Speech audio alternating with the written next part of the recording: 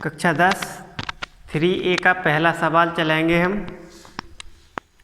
आफताब अपनी पुत्री से कहता है कि 7 वर्ष पूर्व मैं तुमसे 7 गुनी आयु का था।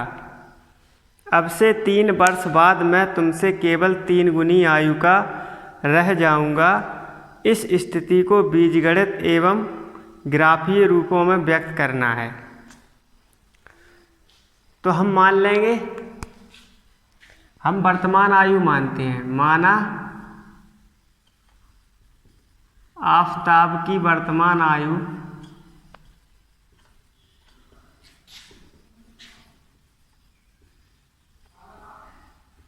x वर्ष तथा उसकी पुत्री की वर्तमान आयु y वर्ष है। ठीक, तो वो क्या कहता है कि 7 वर्ष पूर्व, तो 7 वर्ष पूर्व देख लें हम। 7 वर्ष पूर्व आफताब हो जाएगा कितना, x माइनस 7 वर्ष का, और उसकी पुत्री हो जाएगी y माइनस 7 वर्ष की। तब उसने कंडीशन दिया है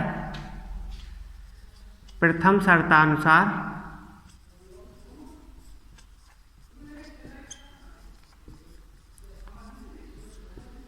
क्या कहा है कि 7 वर्ष पूर्व है उसकी 7 गुनी आयु का था। तो आफताब की आयु क्या है, x माइनस 7।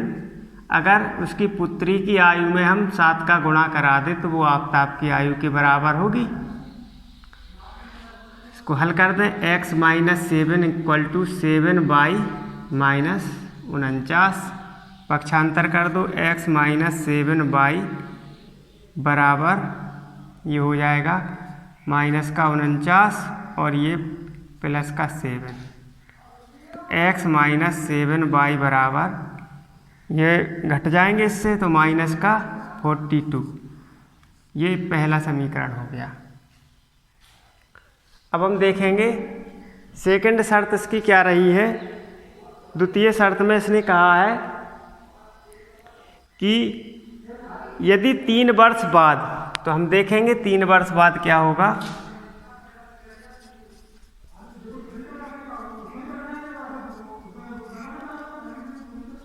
आफताब हो जाएगा x प्लस 3 वर्ष का और उसकी पुत्री हो जाएगी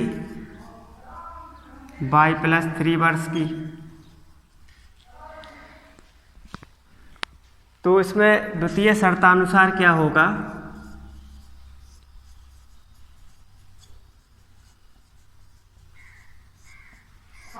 वो कह रहा है कि 3 वर्ष बाद वो 3 गुना हो जाएगा। तो 3 वर्ष बाद देखेंगे हम, तो आफताब की उम्र x प्लस 3 बराबर 3 into y plus 3, x plus 3 बराबर 3y plus 9। x minus 3y equal to 9 minus 3, x minus 3y बराबर 6। ये समीकरण सेकंड हो गया है। अगर इसको बीजगणितीय विधि में हमें करना है तो ये तो हमारा बीजगणितीय विधि में हो गया है। पहला आंसर हो जाएगा बीजगणितीय रूप में। क्या हो गया, x minus 7y equal to minus 42 और x minus 3y equal to 6।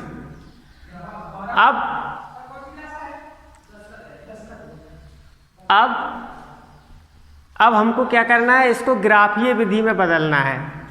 तो ग्राफीय विधि में देखेंगे कैसे बदलते हैं। ग्राफीय विधि में देखो, ये रैखिक समीकरण है, इनको हम अंताखंड रूप में बदलते हैं। रेखा का अंताखंड रूप होता है x बटे a प्लस y बटे b बराबर 1। ठीक, इस रूप में हम बदलेंगे, अंतःखंड रूप।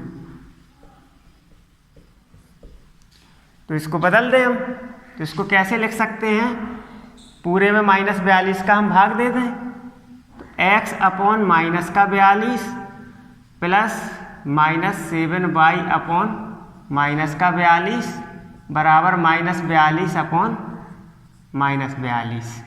ठीक, तो ये बन जाएगा, इसको हम नीचे कर लेंगे हल। इसको हम सीधा करेंगे तो x अपॉन माइनस का 42 और ये कैंसिल हो जाएगा, ये 6 हो जाएगा, प्लस y अपॉन 6 बराबर 1। ये अंताखंड रूप में हो गया है। चलो इसको यहाँ बदले दे रहे हैं, तो इसमें 6 का भाग दे दो सब जगह। x upon 6 plus -3y upon 6 बराबर 6 अपॉन 6। तो इसको बदलें तो x बटे 6 प्लस y अपॉन माइनस का 2 बराबर 1, ये दूसरा हो जाएगा। ठीक, अब हम इसको ग्राफीय विधि में कैसे बदलते हैं इसको ध्यान से देखेंगे।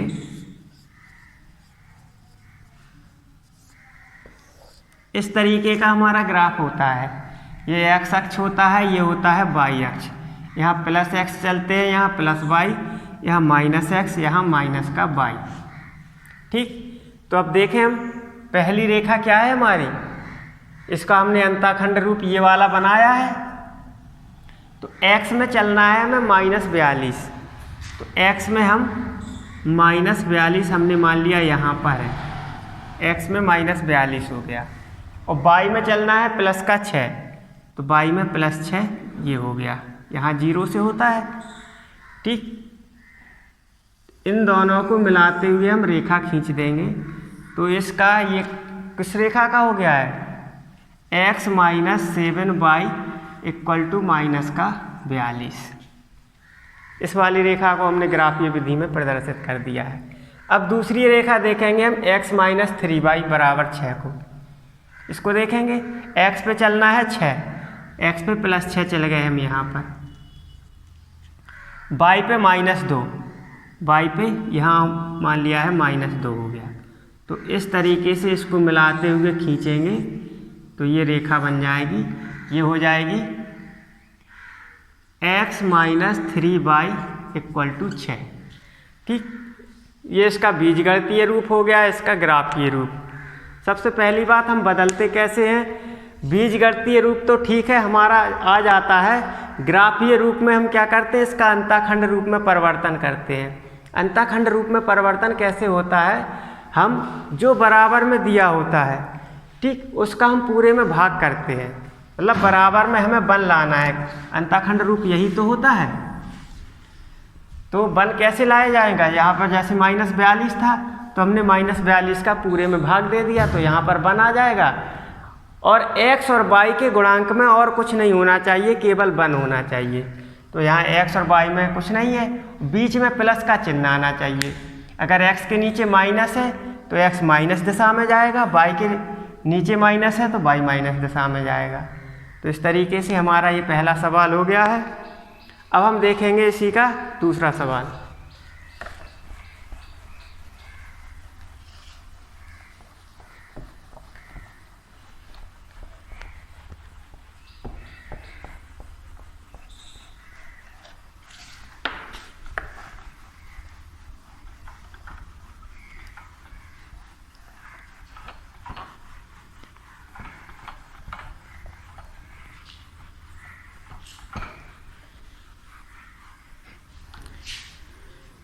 इसका सेकंड सवाल है, 2 रेल की पटरियां समीकरण दिए गए हैं, इनके पटरियों के, दूसरा नहीं बता रहे हम, तीसरा सवाल बता रहे हैं।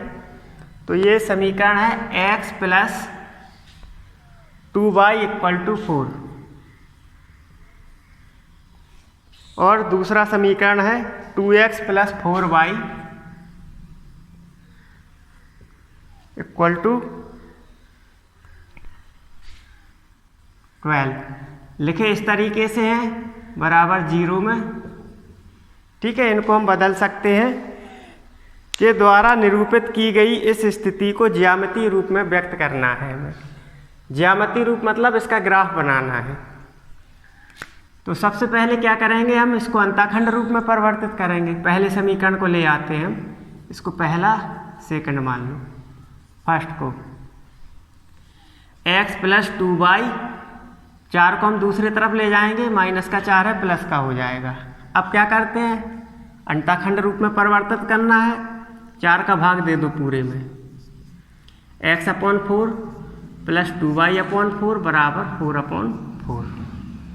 तो ये हो जाएगा x/4 प्लस ये कैंसिल हो जाएगा y/2 बराबर 1। ठीक, ये इसका एक पहले का अंताखंड रूप में परिवर्तन हो गया। इसका देखो ग्राफ में हम प्रदर्शित करते हैं। x अक्ष y अक्ष, यहाँ माइनस x होगा, यहाँ माइनस का y होगा। x में कितना चलना है 4, 1 2 3 4, ये 4 हो गया। ठीक, y में चलना है 2, प्लस का 2 है ऊपर जाएगा 1 2, 4 और 2 को मिलाते हुए हम रेखा खींच देंगे। तो ये हमारी किस रेखा का समीकरण हो गया, ये हो गई रेखा x + 2y - का 4 = 0। इसी प्रकार से दूसरा समीकरण देखेंगे हम। दूसरा क्या है, 2x + 4y = -12। दूसरी तरफ ले जाएंगे प्लस का हो जाएगा, +12। 12 का भाग दे देंगे सभी में हम, 2x/12 + 4y/12 = 12/12। कैंसिल हो जाएगा, ये भी 6 बार कट जाएगा, ये 3 बार। तो x/6 + y/3 बराबर 1। तो दूसरा अंताखंड रूप हमारा ये आ गया। इसका मतलब क्या हुआ, x में चलना है हमें 6, तो यहाँ 6 हो जाएगा, और y में चलना है 3, 1 2, यहाँ पर 3 हो जाएगा। ठीक, तो 6 को और 3 को मिलाते हुए हम ये रेखा खींच देंगे। तो ये बन जाएगी हमारी कौन सी, ये बन गई हमारी, ये है 2, पहली वाली थी x + 2y - 4 बराबर 0। ये दूसरी वाली हो गई कौन सी है, 2x + 4y - 12 बराबर 0। ठीक, चलो इसके बाद आप लोग करेंगे